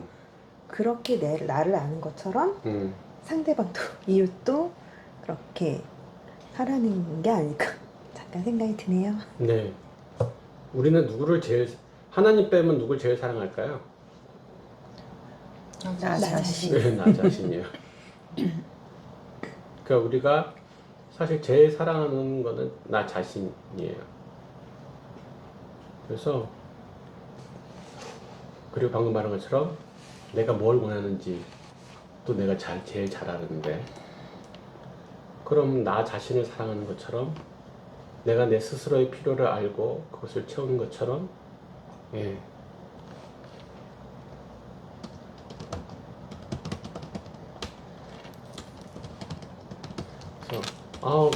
가서 나영이 좀 섬겨줘라 그랬을 때 귀찮어 피곤한데, 이게 뭐예요?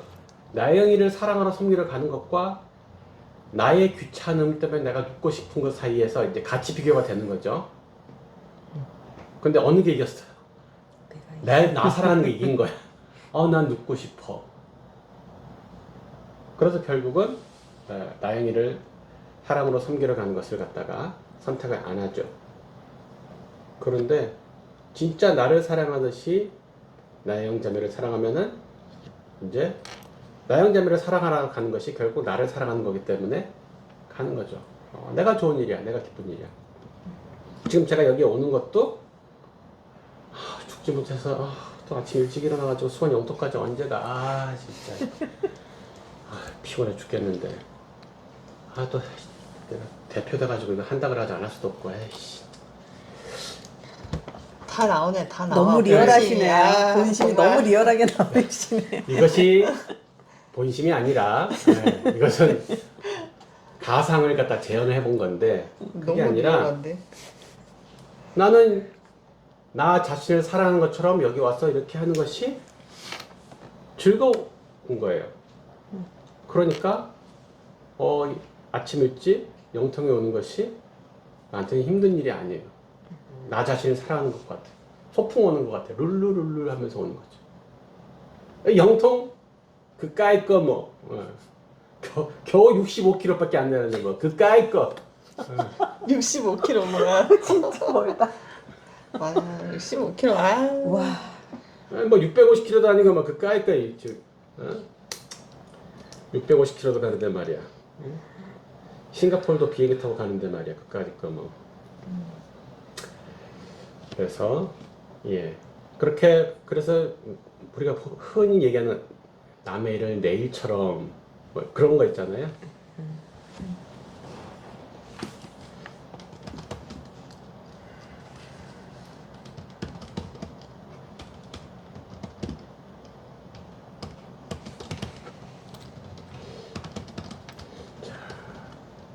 그래서 남의 일을 내 일처럼 남의 기쁨과 슬픔을 내 것처럼 뭐 이 사람들 또 어떤 경우는 야 오지랖 넓게 라고 폄하할 수도 있어요. 왜 남의 일을 네 일처럼 여겨? 괜히 오지랖이야. 그 말에 기죽지 마세요. 성경적이지 않습니다. 자기 일을 돌아볼 뿐더러 또한 다른 사람들의 일을 돌아보아 나의 기쁨을 충만케 하라. 그래서 우리는 이웃 사랑을 통해서 하나님 사랑을 표현하게 되어 있으니까 그 둘은 하나다. 그러면서 이제 7번 나오죠. 아까 했던 얘기인데, 우리 수희자매님이 해주실까요? 내가 너희를 사랑한 것 같이 너희도 서로 사랑하라. 아까 계명을 가지고 지키는 자가 나를 사랑하는 거다. 하나님 사랑하는 거 계명 지켜 계명. 그러면 내가 너 나 사랑하는 줄 알게. 무슨 계명이요? 서로 사랑해라. 그러면 네가 나를 사랑하는 걸로 인정. 그러니까 서로이기 때문에 사랑하는 것과 사랑받는 것을 다 포함하는 거죠. 이것은 권고사항인가요? 아니요. 명령이죠. 그러니까 이것은 순종의 영역입니다. 싫어도 순종해야 되는 거예요. 명령은 하기 싫어도 해야 되는 게 명령이에요. 근데 여기에 수식어가 하나 붙었잖아요. 서로 사랑하는 말 앞에 어떤 수식어가 붙었습니까? 내가 너희를 사랑한 것 같이. 내가 너희를 사랑한 것 같이. 문제는 가치예요, 가치. 이게 뭘 포함한 의미일까요? 내가 너희를 사랑한 것 같이. 같이. 일단은 그 수준이 내가 너희를 사랑한 수준을 얘기하시겠죠. 그죠? 그러면 목숨을 내어줄 정도, 혹은 주인이면서도 불구하고 종의 발을 씻기는 정도. 이거는 우리가 집에 뭐 애들 발을 씻기거나 뭐 남편 발을 씻기거나 차원이 다르. 그 당시에 주인이 종의 발을 씻기는 것은 상상도 못할 일이란 말이죠. 그런 것들이 있고, 또 예수님의 방법을 좇아서일 수도 있겠죠. 그분의 그런 수준과 방법을 본받아서라고 할 수 있을 것 같아요.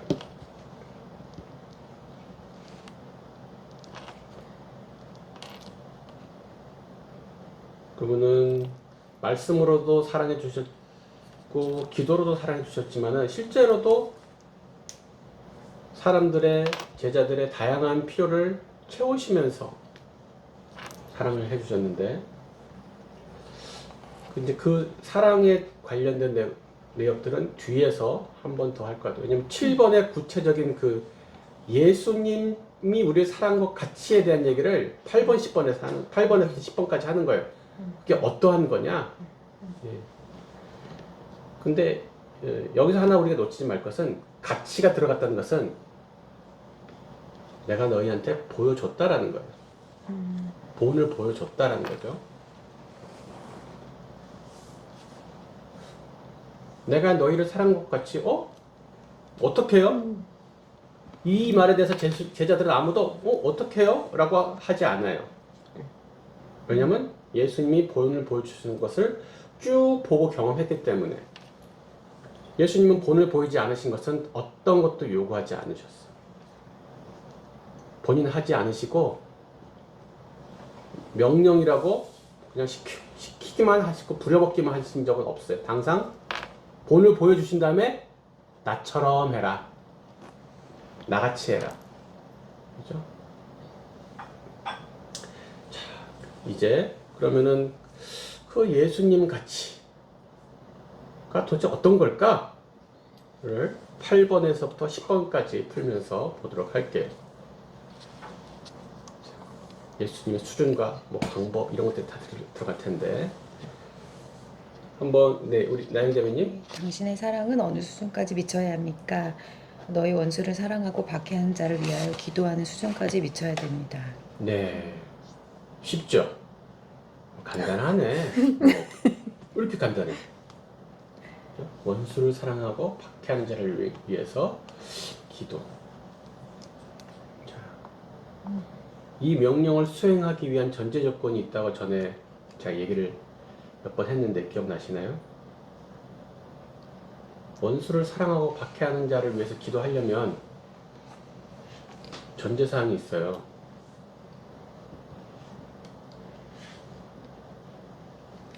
하나님의 사랑으로 충만해야지. 그게 전제 맞죠?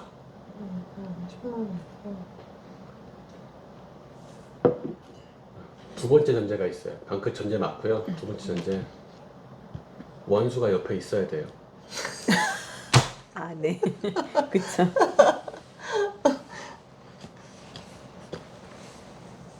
내 주변에 원수하고 박해자가 있어야지 저는 이 명령에 순종할 기회를 얻을 수 있어요. 획득할 수 있어요. 네. 이거 기회예요, 기회. 주변에 원수와 박해자가 있는 것은 기회라는 것이죠. 하나님이 요구하신 그 사랑을 내가 순종할 기회를, 찬스를 획득한 거죠. 그래서 하나님, 우리가 이 말씀을 배우고 순종할 수 있도록 하기 위해서 꼭 어떻게 하시겠어요? 원수와 박해자를 갖다가 붙여주시겠죠. 우리 골탕 먹으라고 너 한번 죽어봐라 하고 붙여주신 게 아니라 예수님 수준의 사랑을 갖다가 내가 실천해 볼 기회를 허락하신 거예요.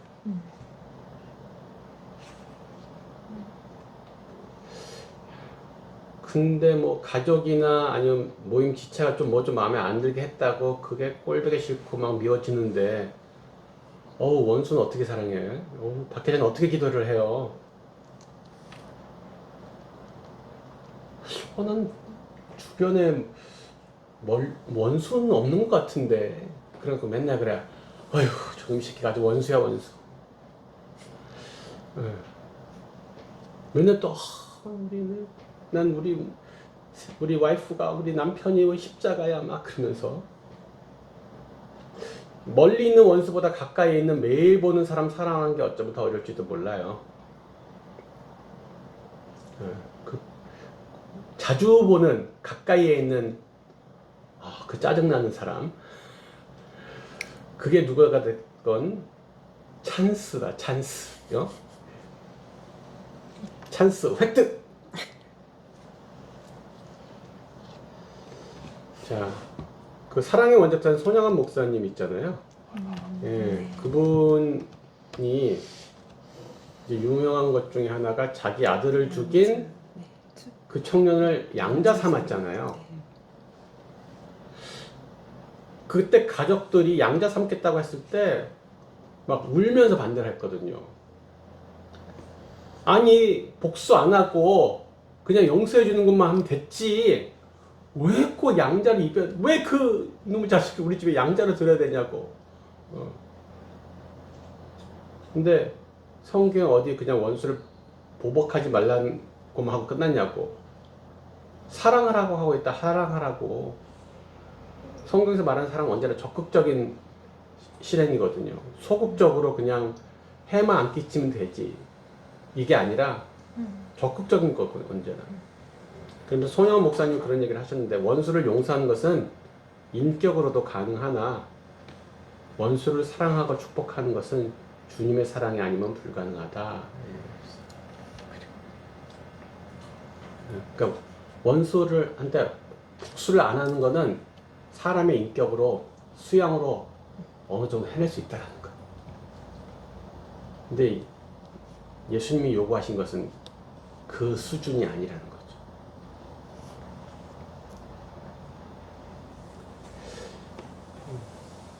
원수를 만약에 내가 용서하고 사랑하면 나하고 상대방 둘 다 변화가 생깁니다. 용서한 사람도 변하고 그 원수도 변화되고. 뭐 나한테 잘하는 사람, 사이가 좋은 사람만 사랑하는 것은 무난한 사랑이에요. 평범한 사랑이요. 근데 별 영향력은 없습니다. 진짜 영향력 있는 사랑은 파격적이어야 됩니다. 파격적. 이게 이제 원수를 사랑하는 거예요. 오리를 가자고 했는데 갈 필요가 없는데 심리까지 내가 먼저 가겠다고 해주는 거. 파격적이 돼야지. 남들 다 그렇게 하는 걸 해가지고 욕 안 먹을 정도만 하는 것으로는 아무런 영향력이 없어요. 그래서 우리가 뭐 우리 순장님한테 뭐 어떤 뭐 감동을 받았고 내가 그것 때문에 그 사랑 때문에 변화를 받았다고 하는 것들 생각해 보시면 다들 그렇게까지 해준 것 가운데 있어요.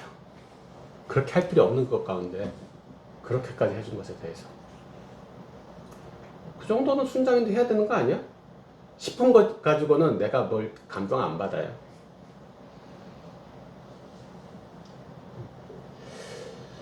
9번. 네, 외부경 자매님. 네. 고린도전서 13장 4에서 7절에서 당신이 가장 중요하다고 생각하는 사랑의 4가지 특징을 열거해 보십시오. 저는 7절 말씀을 골랐습니다. 그래서 모든 것을 참으며, 모든 것을 믿으며, 모든 것을 바라며, 모든 것을 견디는 것이 가장 중요하다고 생각합니다. 지금 이게 예수님 수준의 우리가 추구해야 될 사항을 얘기하고 있는 거죠. 뭐 여러 가지가 많이 나오는데, 자, 일단 이 가운데에서 감정 필링에 관한 것이 있나요? 네. 있어요? 시기하지 않... 제가 말한 것 중에서요? 아니요. 지금 그래서 말씀에서요? 감정은 시기 하는 게 아닌가요? 그 시기가 나는 게 아니라 시기하지 않는다. 네. 시기에 감정이 올라올 수도 있잖아요. 근데 나는 시기를 하지 않아. 우리가 흔히 미디어에서 그려지는 사랑은 어떤 것인가 생각을 해보시면 다 감정적이에요. 남녀 간의 애틋한 사랑, 짜릿짜릿한 사랑, 알콩달콩 그런 설레는 사랑. 그런데 여기에는 그런 것에 대한 이 사랑에 대한 정의거든요. 이게 근데 그런 거는 없어요. 사랑은 뭐 여기 오래 참고 그런 게 있죠. 사랑에 대한 정의를 얘기하면서 제일 먼저 나온 건 오래 참는 거. 뭘 참을까요? 어떤 걸 참아야 될까요? 이 성내지 아니함과는 다르거든요. 뒤에 성내지 아니함은 따로 있어요.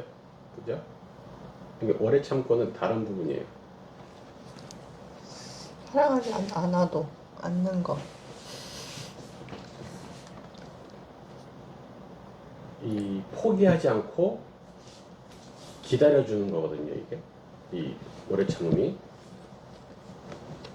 그러면 불신자가 이를 때까지, 어린 사람이 성숙할 때까지, 비전 없는 사람이 비전 생길 때까지. 그렇죠? 여기 또 그런 게 있는데, 여러 가지 말 중에 하나가 자기의 유익을 구하지 않는다라고 되어 있어요. 그리고 불의를 기뻐하지 않는다, 진리와 함께 기뻐한다, 이런 것도 있잖아요. 이게 이제 비슷할 수 있는데, 우리가 그 사람을 사랑하는 것, 혹은 누군가 내가 섬긴다는 것이 상대방이 원하는 것을 해주는 것은 아니라는 거예요. 우리가 필요를 채운다는 말을 잘 쓰다 보니까 상대방이 원하는 것이 필요다라고 오해할 수 있다는 거죠.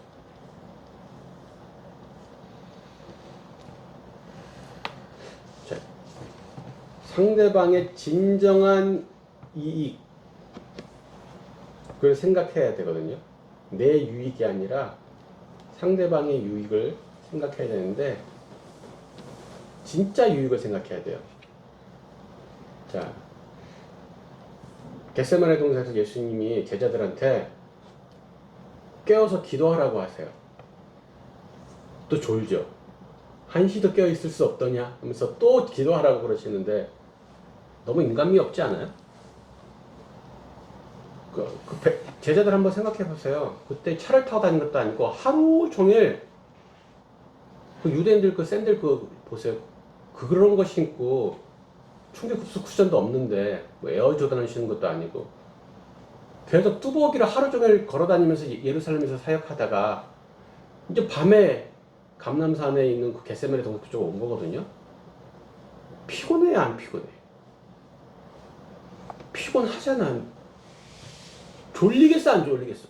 졸리잖아. 그럼 나 같으면 잠깐 눈 붙이고 이따 맑은 정신으로 깨워가지고 다시 하자. 얼마나 인간 믿고 좋아, 따뜻하고. 근데 거기서 정말 너무 인간미 없죠. 깨워서 기도하라. 왜요? 그 다음 사건 때. 지금 육체 필요는 좀 자는 게 필요하겠죠. 근데 진짜 제자들을 위해서 필요한 것은 지금 깨워서 해야 되는 거. 안 하면은 시험에 드니까. 그래서 시험에 들었잖아요.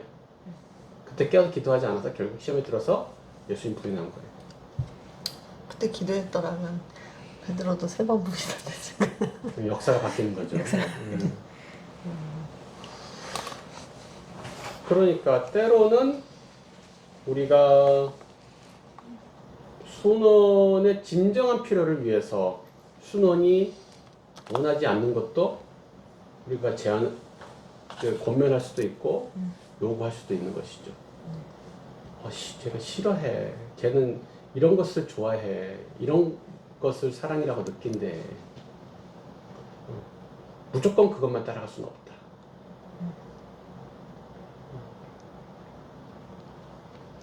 그리고 성내지 아니한 사랑에 근데 좀 더 승질내고, 언제 그랬냐는 듯이 좀 이따 또 깔깔깔깔 먹다가 사랑해 그랬다가 또 승질 확 내고. 그래서 사람이 화를 내는 것이 뭐 죄냐라고, 왜냐면 하나님도 화를 내실 때가 있잖아요. 그러니까 화를 내도 이제 분내고도 이제 해질 때까지 그것을 하라고 하는 것은 마귀에게 공격할 틈을 허락하지 않기 위해서 이제 그렇게 하는 건데, 하나님도 정당한 것을 위해서 분노하실 수 있죠. 불의를 향해서 분노하실 수 있으니까 분노 자체가 반드시 악이다 뭐 이렇게 말할 수는 없는데, 하나님에게도 있는 거니까. 근데 우리가 화를 내는 것은 불의에 대해서 뭐 분노하고 이런 게 사실은 아니라서 굉장히 자기중심적인 관점에서 화를 내는 것. 거기 때문에 대부분은 사랑 부족에서 기인한 것이죠.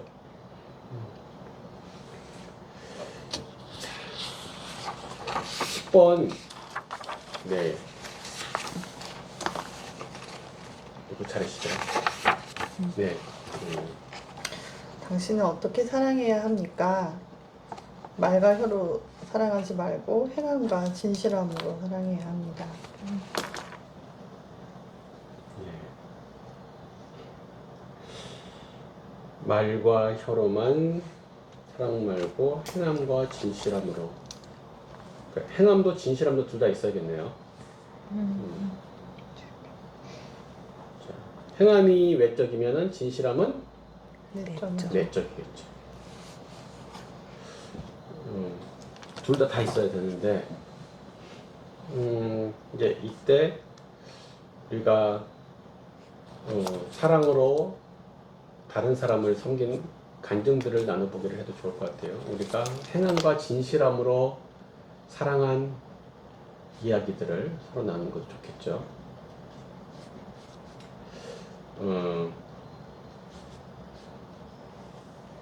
우리가 이제 다른 사람이 아까 이제 필요를 채운다는 얘기를 처음 했었잖아요. 예수님은 전지하시니까 턱 보면 뭐가 필요한지 아시겠죠. 그래서 사마리아 여인을 만났을 때도 그 여자가 겉으로 하는 말에 현혹되지 않으시고 그 여자의 진짜 문제, 진짜 필요가 뭔지를 딱 아시잖아요. 안타깝게도 우리는 그런 능력이 없어요. 예. 그런 은사를 가지신 분들이 있긴 하지만 특수한 은사이고 보편적으로 우리는 척봐서는 모릅니다. 그럼 우리가 다른 사람들의 필요를 채우기 위해서 이제 필요를 알아야 되는데 어떻게 알 수 있을까요?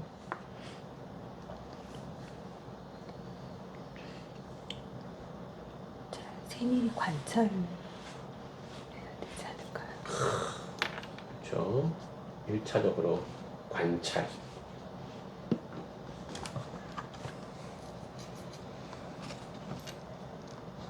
또요?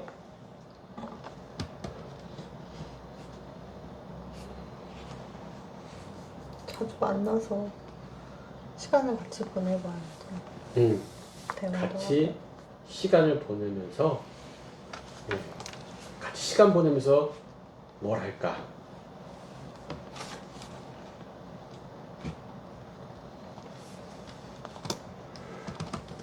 잦은 만남이나 이제 이런 것들이 전제가 되는데 아까 말했듯이 이제 1차적으로 일단 우리가 눈과 귀를 가졌으니까 관찰을 하겠죠. 근데 관찰해서 모르겠어. 그 다음에는 교제. 교제할 때 제일 쉬운 방법은 물어보는 거예요. 질문.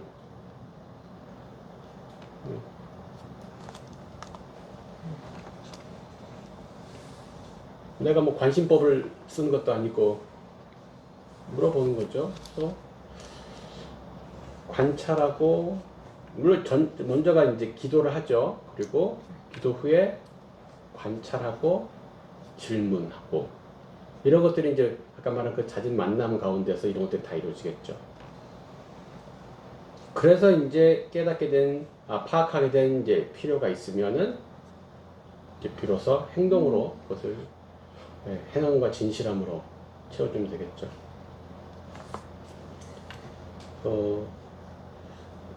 행함 외적인 것은 어찌됐건 아까 말했듯이 표현되는 사랑이어야 되고 실천하는 사랑이어야 된다는 의미도 있고 진실함으로라는 얘기는 우리 겉으로 뭘 행할지라도 동기가 순수하지 않고 진실하지 않을 수도 있잖아요.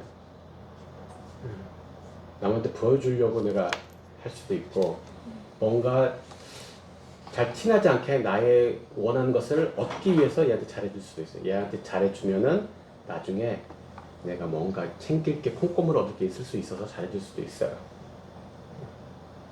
그러니까 둘 다 필요한 거지. 그렇죠?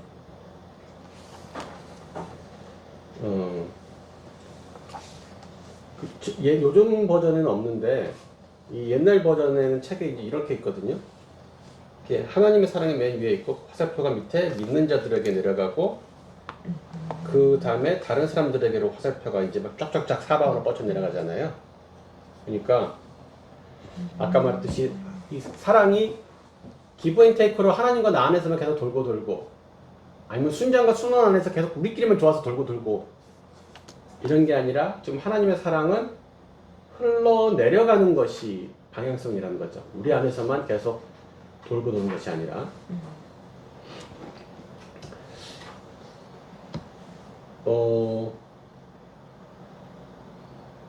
어떤 분이 기도 편지를 보냈는데 이제 거기에 이제 경제 형편이 안 좋은데 굉장히 경제 형편이 안 좋은데 애가 방학 동안 버킷리스트가 놀이동산 가보는 거래. 한 번도 태어나서 놀이동산 가본 적이 없대. 초등학생 애가. 그래서 그걸 본 내가 어떻게 했을까요? 놀이동산 티켓을 갖다가 구매해서 보내줬죠. 애들이랑 같이 놀이동산 가라. 뭐 금액으로 뭐 대단히 큰 금액은 아닐 수 있지만 하여튼 4인 가족이 놀이동산 갈 수 있는 정도. 그래서 그 어쩌면 실제적으로 막 더 큰데 막 50만 원, 100만 원을 갖다가 플로잉 해줬으면은 더 도움이 됐을 거예요, 사실은. 근데 저는 그만한 재력은 없고, 근데 큰 금액은 아닌데 딱 그 가정에 필요했던 뭔가 하나를 갖다가 캐치해서 섬겨준 거죠. 그럼 이랬을 때 말과 혀로만 사랑하는 게 아니라 사랑과 진실함으로 사랑해 주네 라는 것을 느끼게 되겠죠. 또 뭐 제가 헌금 간증하면서 자주 얘기했던 거긴 한데 중국에 있을 때 이제 저희 집에 이민폐로 한 2,000 기억에 120원이었던 것 같아요. 전 재산이 120원 뒤에 꽁다리 띄고 이제 거의 전 재산이라고 할 수 있는 그 2,000원을 우리보다 훨씬 더 어려운 다른 중국인 부부 가정에게 2,000원은 지금으로 현재 환율로 오면은 38만 원. 뭐 저한테 하면 예를 들어서 40만 3,400원 뭐 이렇게 있었는데 40만 원 줬다 뭐 이런 느낌이죠. 그러면 뭐 말과 혀로만 사랑하지 않고 행함과 진실함으로 살아야겠구나. 근데 이게 뭐 과시하려고 생색하려고 객기로 이런 것을 하지는 않는다 이거예요. 내 안에 흘러들어온 하나님의 사랑이 충분키에 이것을 하는데 불편함이 없고 거리낌이 없어. 기쁘고 즐겁다라는 거죠. 아까 말했듯이 이것이 네 자신을 사랑하는 것처럼 이렇게 하는 게 그래 너 좋으니까 됐다. 그게 아니라 그 사람들을 사랑하는 것이 나를 사랑하는 것과 같기 때문에 나도 흡족한 거야. 나도 기뻐.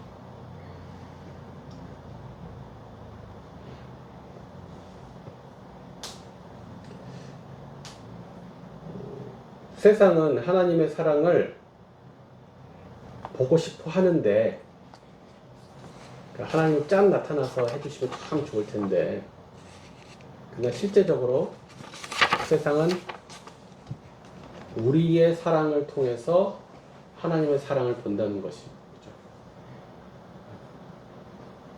우리가 흘려보내는 사랑을 보면서 세상은 하나님의 사랑이시구나 하는 것을 보게 된다. 그래서 아까 보여준 그림처럼 사랑이 계속 흘러내려가도록 우리 내리사랑 뭐 이런 말을 하는데 그런 것처럼 흘러내려가도록 우리 안에서 그냥 도는 사랑이 아니라 흘러내려가는 사랑이 이게 사실은 세상을 바꿀 수 있는 거의 유일한 혁명적인 공식이라고 할 수 있죠. 하나님의 사랑을 받아서 하나님의 사랑을 또 흘려보내는 것이 수많은 혁명들도 실패한 일을 해낼 수 있는 유일한 방법일 것 같습니다. 자, 뒤에 적용 부분에 대해서 예, 당신이 사랑을 나타낼 필요가 있는 사람은 누구입니까? 예, 주변에 그냥 자기랑 관계가 좋은 분들, 그냥 그동안 조금 잊고 있었던 분들을 쓸 수도 있겠죠.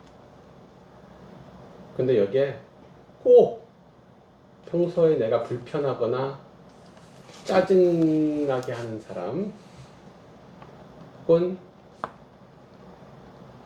대놓고 싸우지는 않았지만 관계가 불편한 사람들이 포함되어야 될 거예요.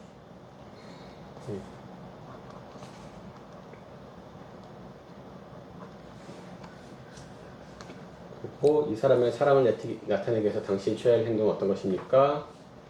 했을 때 그를 위해서 기도한다 외에도 네. 가서 별로 말 섞고 싶진 않다는 거잖아요. 뭘 하고 싶진 않다. 그냥 기도한다. 당연히 기본을 깔고, 기도해준다 기본으로 깔고, 행함과 진실함으로 할 것이 무엇이 있는지 한번 나누도록 해주시면 좋을 것 같습니다.